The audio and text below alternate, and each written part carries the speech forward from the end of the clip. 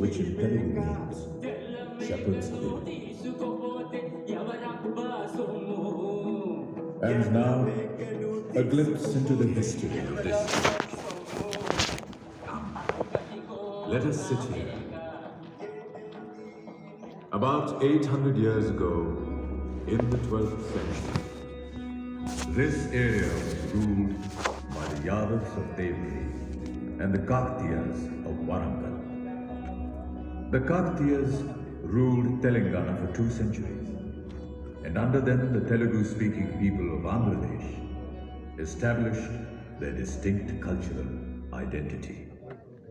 Andhra Santigariyam Sah Kanchanachaya Shalaya Yatha Hataka Tasya Ratna Shalina